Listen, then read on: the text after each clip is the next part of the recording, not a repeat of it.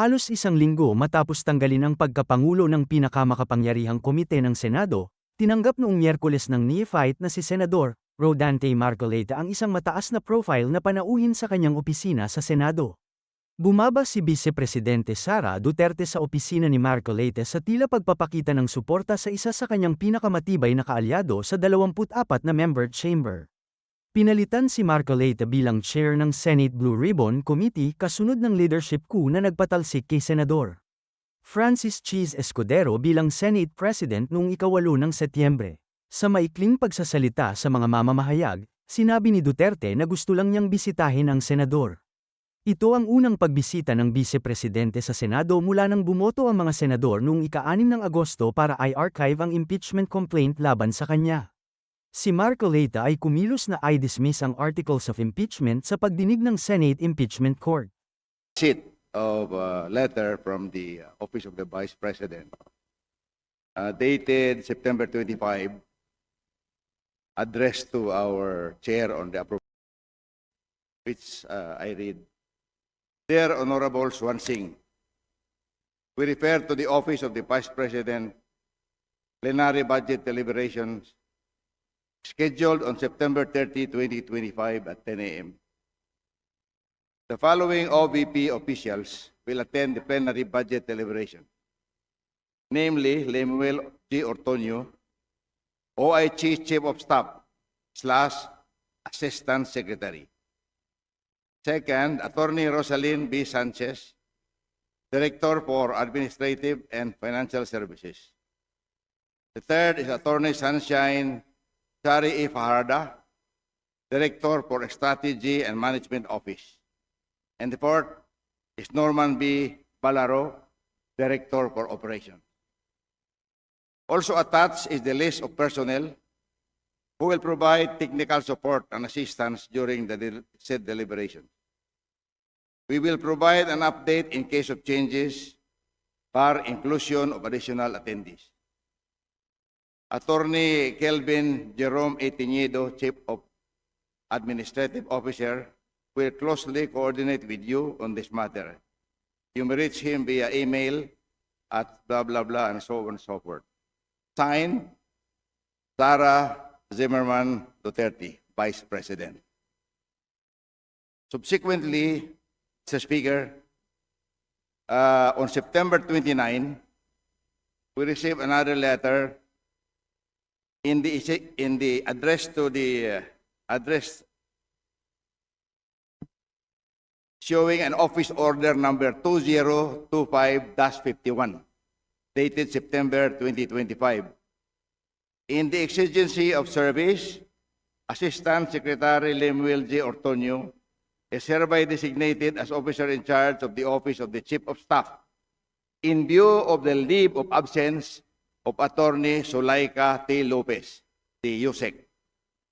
By virtue of this order, ASIC Ortonio shall perform the duties and responsibilities of Chief of Staff, including the authority to sign Civil Service Commission appointment papers related to the document of the first and second level positions, except for the duties as head of the procuring entity, which shall be delegated to Attorney Rosalyn T. Sanchez, Director 4 of the Administrative and Financial Service Office. This order shall take effect from 29 September. This is the second letter, Mr. Speaker. And on September 30, we received another letter addressed to our chair, Micaela Angela Swansing, Chairperson, Committee on Appropriations, House of Representatives. Dear Honorable Swansing, it has come to my attention that the Office of the Vice President, OVP, enclosed in parentheses, budget for 902.895 million pesos has been deferred due to the committee's insistence that I attend the plenary deliberations. I am prepared to attend. However, I am seeking the following.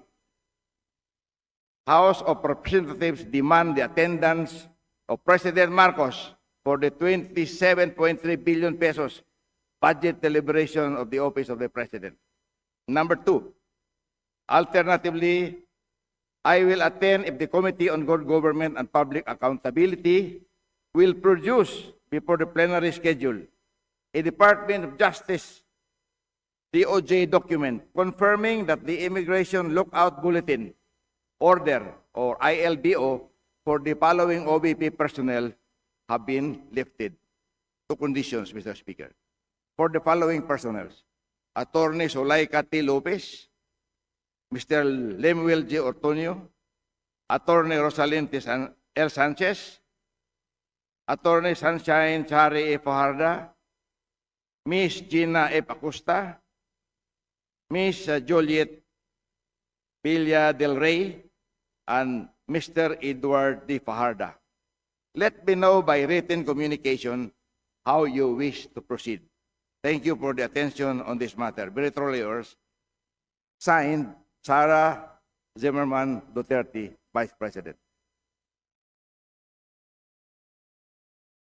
In view of these letters, Mr. Speaker, we have given the office of the Vice President utmost respect in the procedures of this Congress in order to deliberate on the budget of the OBP. Mr. Speaker, there's no one from the office of the Vice President, and I'm prepared to stand alone here and stand for the budget of the OBP. Majority Leader. Mr. Speaker, I move to recognize Representative Leila de Lima of Mamamayang Liberal Party List to interpolate the sponsor of the proposed budget of the Office of the Vice President. The Honorable Leila de Lima is now recognized. Thank you. Thank you, Mr. Speaker. Distinguished sponsor, I will not be interpolating. I will not be asking questions. I will be raising a parliamentary inquiry, then I will make a manifestation. Parliamentary inquiry. First, a clarification. Did I hear it right? That there is no one present from the Office of the President right now in today's, Office of the Vice President right now in these proceedings. Affirmative, Mr. Speaker. Second question. This is the third time. This is the third setting for the budget deliberations or interpellation for the budget of the Office of the Vice President. Is that correct? That is correct, Mr. Speaker. Does the committee have the intention to respond to this letter dated September 30, 2025? The last letter flashed on the screen about the two conditions, supposed conditions, being demanded by the Vice President about her appearance before this body. Number one condition is requiring the presence of the President himself in the deliberations or interpellations for the budget of the Office of the President.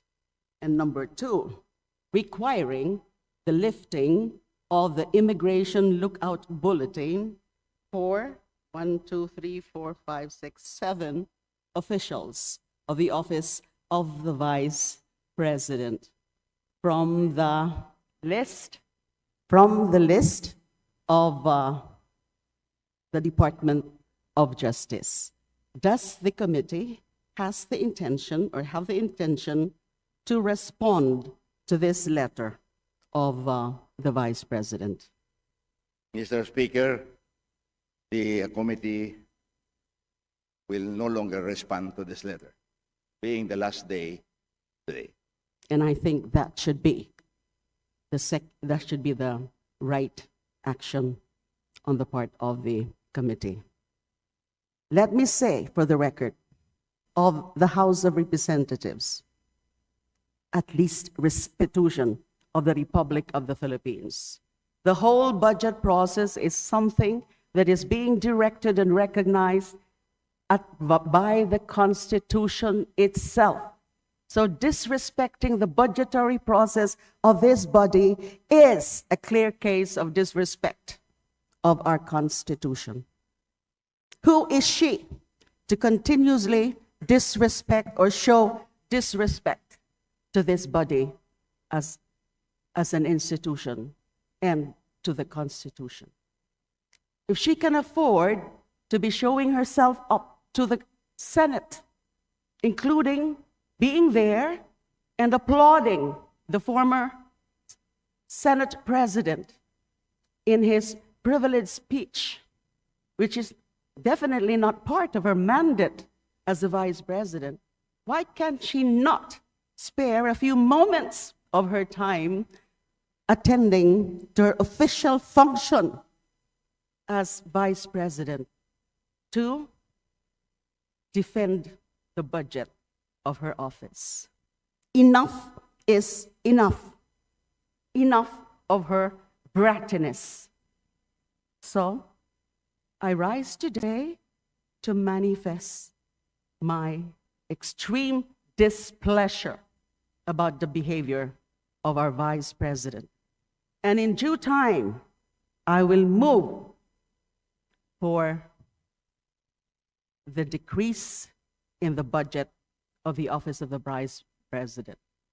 I actually intended initially to move for zero budget for the Office of the President, or for the disapproval of the budget for the Office of the President, the Office of the Vice President, in light of those very questionable actuations on the part of the Vice President.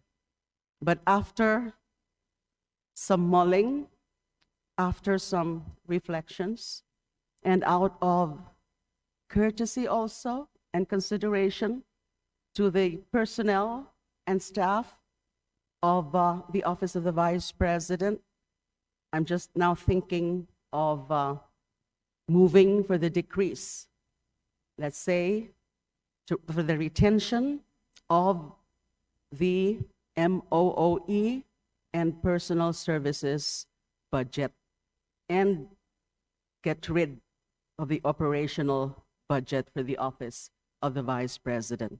Again, I will move at the proper time during the period of amendment for that. And I hope that my colleagues will join me in that motion or in that amendment. Thank you. Majority Leader.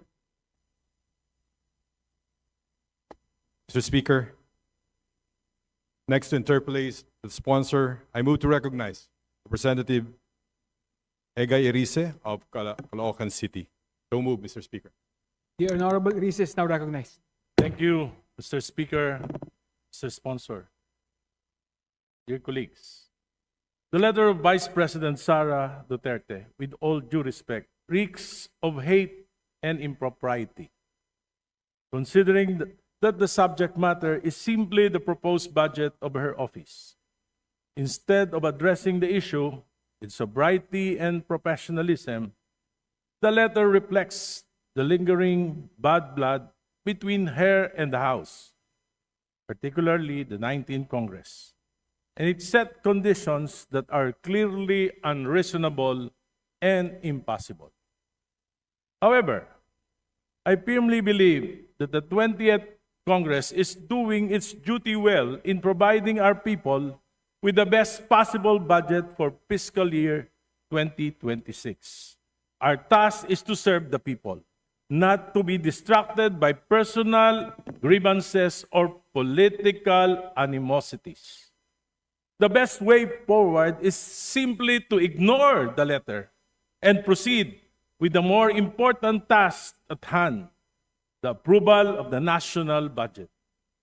To ignore the letter and treat it as unimportant is in fact the most professional and dignified way of addressing this matter. Let us stay focused on our mandate and let us not allow personal conflicts to derail the people's budget.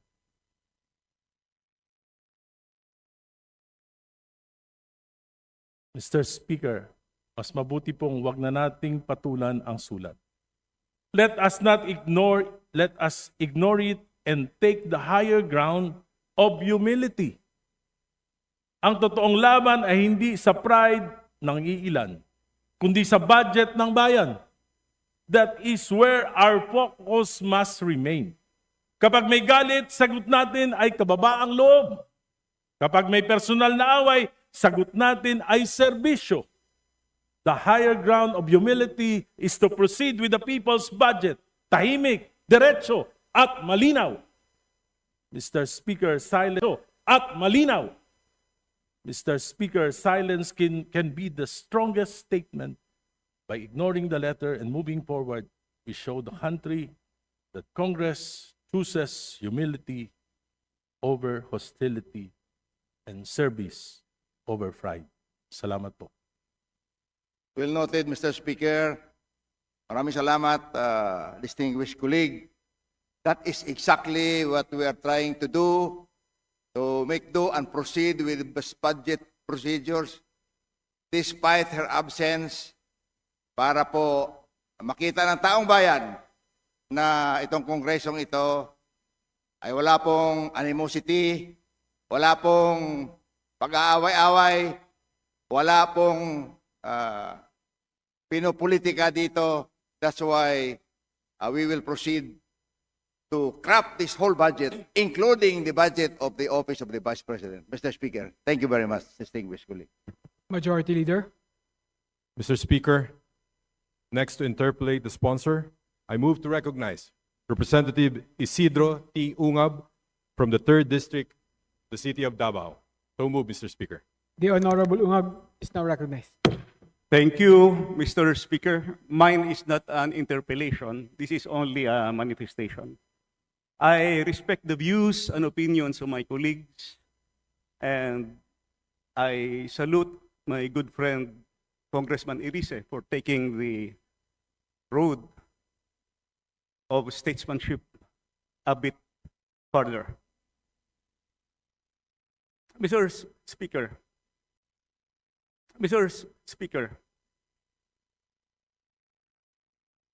the budget of the Office of the Vice President had suffered so much reductions in 2024 and in 2025. Drastic reductions.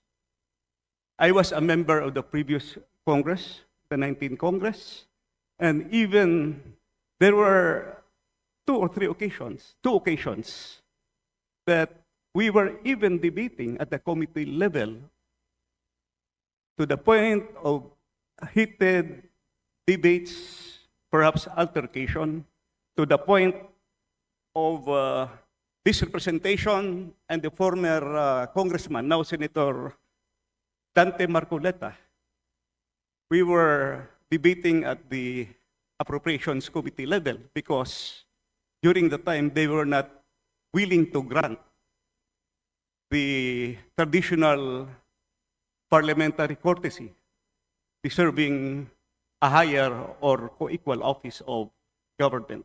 Mahaba yung discussion. Hindi ko lang maintindihan kung bakit diretso magtatanong yung mga kasama natin to a higher office, which is the office of the Vice President. We argued there. At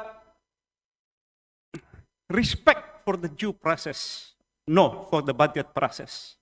How can we respect the budget process? Let me say this. My only hope is that all things will be corrected in this Congress. The budget process will be corrected in this budget and in this Congress. Why I said that? There are two parts of the annual budget that is presented to us by the executive. First part is the new general appropriations, and the second part is the automatic appropriations. Yung automatic appropriations, hindi na natin yan pinag-uusapan dito because they are already covered by previous special laws debated by our predecessors.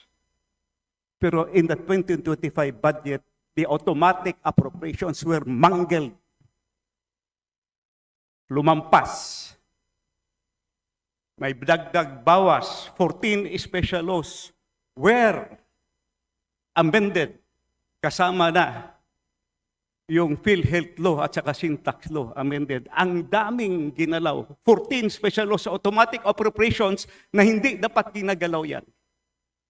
Pagdating sa new general appropriations, kaya nga tayo tinatawag na General Appropriations Act, New General Appropriations, yun yung ating didiscuss. What comprises the new general appropriations? The program funds and the unprogrammed funds. Program funds, 26 out of 27 departments were mangled beyond recognition. Isa lang ang hindi ginalaw, DBM. Bakit ang lakas ng DBM? 26 were mangled. Dagdag, bawas. At saka, yung program appropriations nilipat sa unprogram, including the foreign assisted projects. At saka, yung fiscal space na naiwan, pinalitan ng mga priority pet projects na wala man lang sa National Development Plan ng ating Republika ng Pilipinas. Pet projects inserted. That's why in this rostrum, I said last August 4, the 2025 budget is the most corrupt budget ever passed by this Congress and perhaps by the entire Philippine history. Ginalaw, program appropriations, and program appropriations may ongoing releases pa. Alam niyo kung anong worry ko? For us, legislators, even the executive, must consider that the number one priority of the Constitution says that education will be given the priority and the highest budget year per year. Sa 2025 budget, nahabol ng DPWH ang total infrastructure budget. Kahit ano pang sasabihin nila at binago yung composition, still malaki pa rin ang infrastructure budget kaysa education sector. And they are still releasing from unprogrammed funds. Mas lalong lumaki yung gap between infrastructure and education.